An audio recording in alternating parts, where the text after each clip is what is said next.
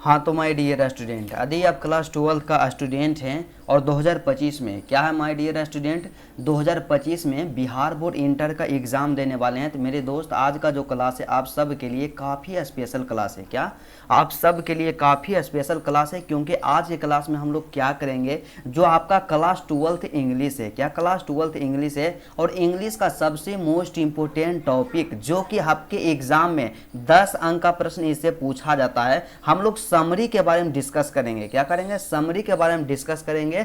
आज जो समरी का टॉपिक है, आज का टॉपिक क्या है? अ पिंच ऑफ स्नफ है। क्या? अ पिंच ऑफ स्नफ, मतलब अ पिंच ऑफ स्नफ जो चैप्टर है, इसके समरी के बारे में हम लोग डिस्कस करेंगे। और आपको हम बताए हैं, गेस आपको किए हैं, क्या आपको गेस किए हैं 2025 एग्जाम के लिए कि केवल प्रोज सेक्शन से, क्या 2025 एग्जाम के लिए प्रोज सेक्शन से केवल 4 गो समरी तैयार करना है, और 4 में से 110% एग्जाम में जरूर आएगा। बस उतना ही आपको तैयार करना है। और यदि आप वीडियो नहीं देखे हैं गेसिंग वाला, तो डिस्क्रिप्शन में वीडियो का लिंक है मेरे दोस्त, वहां से जाकर के आप लोग वीडियो को जरूर वॉच कर लीजिएगा। तो यहाँ पे बात आता है कि हम इसको गेस काहे लिए किए हैं। यहाँ पे पिंच ऑफ स्नफ जो है, आ पिंच ऑफ स्नफ, तो देखिए आ पिंच ऑफ स्नफ जो है ना 2011 में पूछा गया था, 13 में पूछा गया, 2014 में, 2015 में, और उसके साथ ही साथ 2017 था, 2021 में पूछा गया है। तो हम इसलिए कह सकते हैं कि 2025 के लिए जो है ना आ पिंच ऑफ स्नफ जो है मोस्ट इंपोर्टेंट है। आपको पता होना चाहिए कि आपके पास जो समरी लिखने के लिए ऑप्शन आता है, मतलब कठिन ऑप्शन रहता है, कम से कम 4 गो तो रहबे करेगा, और 4 गो में से आपको एक गो समरी का आंसर आपको लिखना होता है। तो जो 2024 में पूछा जा चुका है वो तो 2025 में नहीं पूछा जाएगा। तो इस तरह से यहाँ पे हम यह कह सकते हैं कि आपका जो अ पिंच ऑफ स्नफ जो आपका चैप्टर है, तो इस समरी को आप लोग हल्का मान लीजिएगा, इसको आप लोग तैयार कर लीजिएगा। और इसका PDF सबसे ज़्यादा जरूरी जो मेरे दोस्त होते हैं, मेरे भाई होते हैं, क्योंकि मेरा देखिए एक ही टारगेट है, हम क्लास करवाएंगे उससे पहले आपको PDF दे देते हैं। और इसका PDF के लिए आप लोग क्या कीजिएगा, टेलीग्राम ग्रुप आप ज्वाइन कीजिए, या फिर दूसरा आप क्या कीजिए, व्हाट्सएप ग्रुप ज्वाइन कीजिए। क्या कीजिए? व्हाट्सएप ग्रुप ज्वाइन कीजिएगा। और आप इसमें बोलिएगा कि भैया टेलीग्राम ग्रुप कैसे ज्वाइन करें या व्हाट्सएप ग्रुप कैसे ज्वाइन करें, तो डिस्क्रिप्शन में लिंक दिया हुआ है। क्या है? डिस्क्रिप्शन में लिंक दिया हुआ है, वहां से जाकर के आप टेलीग्राम ग्रुप या व्हाट्सएप ग्रुप कहीं भी जुड़िए। आपको PDF जो मिलेगा बिल्कुल फ्री ऑफ कॉस्ट मिलेगा, और PDF के लिए आपको किसी भी प्रकार का कोई भी चार्ज नहीं देना पड़ेगा। बस आपसे रिक्वेस्ट होगा कि आप लोग चैनल को थोड़ा सा सब्सक्राइब कर लीजिएगा, क्योंकि आपका बस यहीं पे आपका सपोर्ट चाहिए और आपका आशीर्वाद चाहिए। और मेरा टारगेट है कि आप लोग मतलब इतना सपोर्ट किए, बहुत ज़्यादा सपोर्ट कर रहे हैं, और उसके साथ ही साथ हम कहते हैं कि आप 5 के जल्दी से सब्सक्राइबर को पूरा कर दीजिए, कंप्लीट कर दीजिए, और इसी तरह से आपके लिए हम मेहनत करते रहें। तो चलिए आज का क्लास बिना टाइम का इन्वेस्ट किए हुए मेरे दोस्त स्टार्ट करते हैं। बस आपसे एक छोटा सा रिक्वेस्ट है, आप वीडियो को शुरू से लेकर के अंत तक जरूर देखिएगा, क्योंकि आपके एग्जाम के लिए बहुत बहुत बहुत इंपॉर्टेंट है। तो यहाँ पे बात करते हैं कि हम लोग देखते हैं, हम समरी राइटिंग देखते हैं। क्या करते हैं? समरी राइटिंग देखते हैं कि समरी को हम लोग बिल्कुल आसान तरीका से, बिल्कुल ईजी वे में हम लोग समझेंगे। तो सबसे पहले यहाँ पे देखिए, जैसे आप क्लास करने के लिए आइए तो ये नहीं समझिए कि हम कोई टीचर से क्लास कर रहे हैं, बस ये अपना ये समझिए कि मेरा बड़ा भाई या छोटा भाई है, अपना परिवार का एक सदस्य समझ के आप लोग स्टडी कीजिए, और स्टडी करने में बिल्कुल अच्छा लगेगा। और आपको किसी भी प्रकार का कोई भी समस्या हो तो आप लोग कमेंट जरूर कीजिएगा। तो यहाँ पे बात आता है, सबसे पहले यहाँ पे इसमें क्या लिखना है कि अ पिंच ऑफ स्नफ। क्या? A pinch of snuff is a short story written by Manohar Malgonkar. मतलब क्या है मेरे दोस्त कि अ पिंच ऑफ स्नफ जो चैप्टर है एक शॉर्ट स्टोरी है। कैसा स्टोरी है? एक शॉर्ट स्टोरी है, और उसके बाद रिटेन बाय मनोहर माल गोंकर, जो कि मनोहर माल गोंकर के द्वारा लिखा गया है। सबसे पहला चीज और सबसे मेन चीज हमें इतना ही लिखना है, इसी को लिखना होता है, ठीक है। उसके बाद दूसरा पॉइंट्स के बारे में यहाँ पे बात कर लेते हैं मेरे दोस्त। दूसरा पॉइंट इसमें क्या लिखाएगा, तो दूसरा पॉइंट यहाँ पे लिखाएगा कि ही वाज बोर्न इन, यहाँ से आप लोग ध्यान दीजिएगा थोड़ा सा कि ही वाज बोर्न इन 1913, मतलब उनका जो जन्म हुआ, मनोहर माल गोंकर का जो जन्म हुआ था 1913 ईस्वी में हुआ था। कब हुआ था मेरे दोस्त? 1913 ईस्वी में हुआ था। He is a well known novelist and short story writer. क्या? शॉर्ट स्टोरी राइटर, मतलब सीधा सा समझिए वे एक प्रसिद्ध नॉवलिस्ट, मतलब उपन्यासकार और लघु कथाकार के रूप में जाने जाते हैं। क्या किए जाते हैं? वे एक प्रसिद्ध उपन्यासकार और लघु कथाकार हैं या कथाकार के रूप में जाने जाते हैं। ठीक है, उसके बाद अगला यहाँ पे हमें लिखना है, जहाँ से जो मोस्ट इंपॉर्टेंट है कि this story is full of wit. और बीट का वाइट का मतलब क्या होता है, बुद्धि होता है क्या, बीट का मतलब बुद्धि होता है। तो this story is full of wit of and adventure, मतलब सीधा सा यहाँ पे क्या लिया कहा गया है कि यह कहानी जो है बुद्धि, क्या बुद्धि और रोमांच से भरपूर है, क्या बुद्धि और रोमांच से यह कहानी जो है भरपूर है। उसके बाद अगला पॉइंट हमें यहाँ से थोड़ा सा पैराग्राफ को चेंज कर देना है ताकि आपका समरी जो है एट्रैक्टिव देखने में लगे। तो यहाँ से हमें लिखना है कि इन दिस स्टोरी, मतलब इस कहानी में author shows the wit of Nanu Kaka, मतलब क्या है कि इस कहानी में लेखक ने नानू काका की बुद्धि को दर्शाया है। क्या किया है, नानू काका की बुद्धि को दर्शाए हैं। वेन मतलब जब, ऑथर्स मदर अनाउंसेस नानू काका इज कमिंग, मतलब क्या है कि जब ऑथर के, जब लेखक की मां ने यह घोषणा की कि नानू काका आ रहे हैं, तो क्या हुआ, देन ऑथर गोट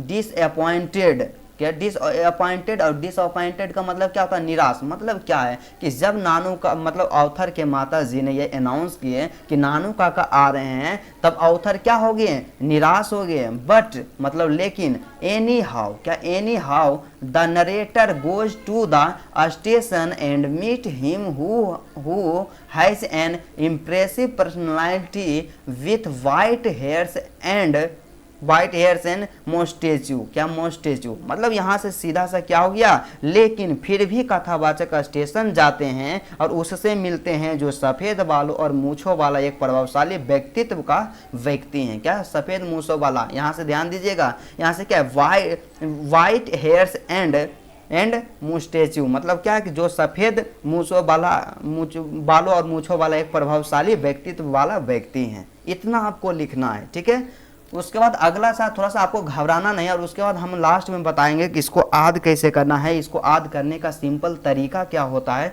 उसके बारे में हम लोग डिस्कस भी करेंगे। तो उसके बाद लिखना आपको पैराग्राफ को चेंज करके कि Nanu Kaka come to narrator's house, क्या narrator's house to meet some minister, क्या टू मीट सम मिनिस्टर, मतलब नानू काका कुछ मंत्रियों से मिलने के लिए नरेटर्स के घर आते हैं। मतलब नरेटर्स मतलब लेखक के घर आते हैं। यहाँ से सीधा सा है, आपसे ऑब्जेक्टिव प्रश्न भी पूछेगा कि नानू काका जो है नरेटर्स के घर किस लिए आए थे, तो Nanu Kaka come to narrator's house to meet some minister, क्या कुछ मिनिस्टर से मिलने के लिए आते हैं।